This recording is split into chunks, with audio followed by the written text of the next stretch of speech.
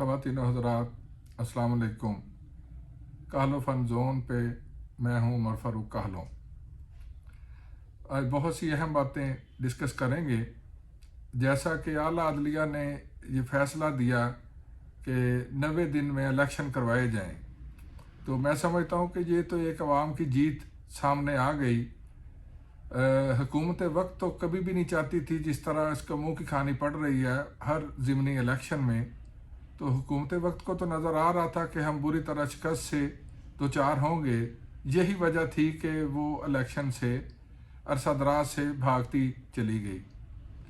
अब चूँकि 90 दिन में इलेक्शन अनाउंस कर दिए हैं, तो मैं समझता हूँ कि ये इन्हें पहले ही आला अदलिया को कर देना चाहिए था, क्योंकि जब लाहौर हाई कोर्ट में खान साहब पेशी के दौरान अवाम का जबल गफीर देखने को मिला, तो आला अदलिया और हुकूमती जो सरबराहान हैं वो भी ये सोचने पे मजबूर हो गए कि इतनी बड़ी पब्लिक जो खान साहब के साथ आमद आई है अदालत में, तो ये अब पीछे हटने वाले लोग नहीं हैं।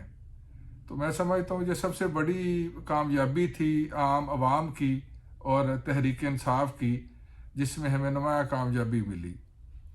जैसा कि हमने बचपन में पढ़ते थे कि इस्लाम की आमद से पहले अरबों का दौर जहालत, तो मैं समझता हूँ कि 75 साल में जिस तरह की हुकूमतें यहाँ पे मुसल्लत रहीं, तो यहाँ पे भी सियासी दौर जहालत कायम रहा। तो अब ख़ान ने दौर जहालत से बाहर तो निकाल दिया लोगों को। तो इंशाअल्लाह ताला हम उम्मीद करते हैं कि जल्द से जल्द इलेक्शन हो और अच्छी क़यादत इस मुल्क की भाग दौड़ संभाले, ताकि इस मुल्क को तरक्की की राहों पे गामजन किया जा सके।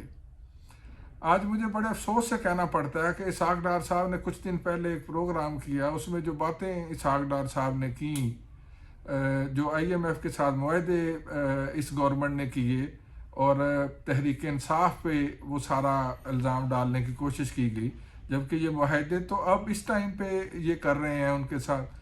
और महंगाई इस कदर बढ़ गई है कि लोगों का जीना जो है वो मुश्किल से मुश्किल तर होता जा रहा है।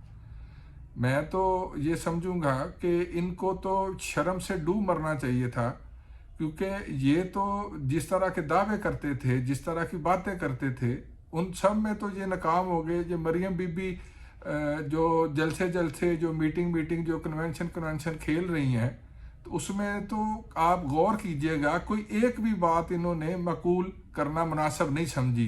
खैर, इस घराने का ये वतीरा रहा है, क्योंकि इन्होंने मोहतरमा बेनज़ीर साहिबा के ऊपर भी इल्ज़ाम लगाए। ये तो लोग फातिमा जना जो कायदे आज़म की बहन थी, उनको भी जो बुरी बातें और बुरी चीज़ें कहते रहे सारी ज़िंदगी। तो ये ना तो नज़रियाती मुस्लिम लीगी थे और ये मुसलमान भी नज़रियाती नहीं है। ये ज़रूरत के तहत इस्लामी लिबादा ओढ़ के तो इस मुल्क की भाग दौड़ संभालते रहे। मशाहदुल्लाह सैयद ने कुछ दिन पहले एक प्रोग्राम किया, उन्होंने बरमला इस बात का इजहार कर दिया कि नवाज शरीफ साहब का 90s में अमेरिका के प्रेसिडेंट से बहुत अच्छी दोस्ती थी। तो मुझे तो ये बात हजम इसलिए भी नहीं हुई कि गरीब मुल्क के प्राइम मिनिस्टर की अमेरिका के प्रेसिडेंट से दोस्ती किस तरह हो सकती है। तो अब वो बातें तो जो खान साहब किया करते थे शुरू से ही, तो वो तो क्लियर होना शुरू हो गई कि ये दोस्ती किस तरह थी, क्योंकि अमेरिका के मफाद के लिए ये लोग काम करते थे। तो इसीलिए आला अदलिया ने इनको नाअहल करार दिया। प्राइम मिनिस्टर पाकिस्तान, दुनिया का वाहिद एटमी इस्लामी मुल्क, जिसका वज़ीर आज़म अकामे पे वज़ारत उज़्मा भी इंजॉय कर रहा हो और अकामा भी लिया हो UAE का, तो ये किस तरह का सिस्टम इन्होंने यहाँ पे राइज रखा। अब तो बिल्कुल तबाही के दहाने पे पहुँच गए हैं। अगर अब भी हम लोगों ने अकल ना की, तो मैं समझता हूँ कि बद से बदतर हालात होते चले जाएंगे। और सबसे बड़ी बात, हमारा जो एटमी प्रोग्राम है, इसको तो आप इंटरनेशनल न्यूज़ देखें, आप इंटरनेशनल प्रोग्राम देखें, उसमें ये बात तो आम डिस्कस करते हैं कि पाकिस्तान के जो फाइनेंशियली सूरत हाल है इस टाइम, उस पर ये किस तरह कंटिन्यू एटमी प्रोग्राम को रख सकेंगे। तो ये तो एक शब खून मारा इन्होंने इस काम पे میں سمجھتا ہوں کہ عدلیہ کو اور اسٹیبلشمنٹ کو اور بیوروکریٹس کو اور سیاسی لوگوں کو مل بیٹھ کے اس ملک کی بہتری کے لیے سوچنا پڑے گا، تاکہ ہم آنے والے وقتوں میں اس کو ترقی کی راہ پہ گامزن کر سکے۔ ہم نے جب سے ہوش و بالا یہ تو ترقی پذیر کہتے تو ترقی اس کے پاس سے بھی نہیں اس ملک کے گزری، اور میں نے ہمیشہ یہ بات فیل کی کہ جب بھی باہر کے ممالک نے پاکستان کو قرضہ دیا تو انہوں نے وہ شرائط ہی اس طرح کی رکھی کہ کوئی بھی ترقیاتی کام، کوئی بھی اس طرح کی چیز نہ کی جا سکے۔ تو ہم نے تو بہت سارے پیسے گالی نالیاں سولنگ سڑکوں ان چیزوں پہ برباد کر دیے۔ نوکریوں میں نے جب بھی دیکھا اس ملک میں کوئی میرٹ کا نظام نہیں ہے، یہاں پہ ہمیشہ نوکریاں بیچی گئیں۔ ہاں میں یہ بات ضرور سمجھتا ہوں کہ ہمارے پی ٹی آئی کے 3.25 سال کے دور میں بھی بہت ساری کالے بھیڑیں اس پارٹی میں موجود تھی جنہوں نے اس طرح کے کام کیے۔ میں ان کا نام لینا مناسب نہیں سمجھوں گا، وقت کے ساتھ ان کا نام بھی بتاؤں گا، ان کی حرکتیں بھی بتاؤں گا، ان کا کام بھی بتاؤں گا۔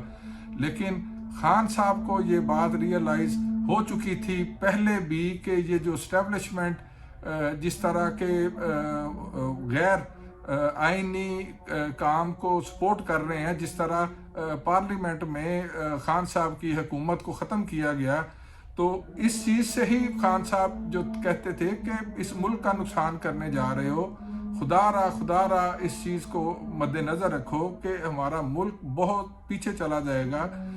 آج انڈیا کے وہ بدترین قسم کے جو اینکر میڈیا چینلز پہ آ کے جو جس طرح کی باتیں کرتے ہیں، تو میں اللہ معاف کرے ان کو دیکھنا بھی پسند نہیں کرتا، ان کو سننا تو دور کی بات، یہ بیہودہ قسم کی باتیں آ کے کرتے ہیں میڈیا پہ۔ اور جو شہباز شریف نے تو بیڑا غرق کر دیا ہر چیز کا۔ جتنا دنیا میں 4 سال میں خان صاحب نے پاکستان کا مورال بلند کیا تھا، اس بندے نے 8-9 ماہ میں آ کے اس چیز کو بدترین زمین بوس کر دیا، اور اس کو سوائے جو ہے وہ اپنے شوشہ دکھانے کے یہ کبھی بھی اس اہلیت کا مالک نہیں رہا۔ میرا ایک خیال ضرور تھا کہ یہ ایک اچھا ایڈمنسٹریٹر ہو سکتا ہے، لیکن اللہ کے فضل سے وہ بھی ہم نے اس کو دیکھا کہ یہ بالکل بھی اچھا ایڈمنسٹریٹر نہیں ہے، بلکہ اس کو تو بولنے کا بھی نہیں پتہ چلتا، اس کے منہ سے ہر وہ بات نکلتی ہے جو آج کل خان صاحب جلسے میں یا میٹنگز میں یا ٹی وی پروگرامز میں جس کا اظہار کرتے ہیں، تو وہ خود شہباز شریف صاحب کے منہ سے نکلی ہوئی باتیں ہیں، وہ خان صاحب اپنی طرف سے نہیں کہتے۔ تو ان کا تو جنازہ جو ہے ہم پڑھنے کی تیاری کر رہے ہیں، عوام نے تو فیصلہ کر لیا ہے کہ اب ان کو سپورٹ نہیں کریں گے، اب صرف ایک ہی جو قومی ہیرو ہے عمران خان صاحب کی شکل میں انشاءاللہ تعالی آنے والے وقتوں میں ہم ان کو وزیر اعظم بنائیں گے، ان کی سپورٹ کریں گے، ان کی حمایت کریں گے۔ لیکن اگر آنے والے الیکشن میں پی ٹی آئی نے غلط لوگوں کو ٹکٹ دی تو انشاءاللہ تعالی خان صاحب کو یہ چیز ورکرز ضرور بتائیں گے کہ خان صاحب اس طرح کے فیصلے مت کریں، کیونکہ پہلے بھی ان جیسے برے لوگوں نے ہی اس پاکستان کا نقصان کیا ہے۔ یہ دوسری جماعتوں سے 2-3 دفعہ انجوائمنٹ کرنے کے بعد اب پی ٹی آئی کی بربادی کرنے کے لیے شامل ہو رہے ہیں، تو خدا را اس پہ بھی غور و فکر کیجئے گا۔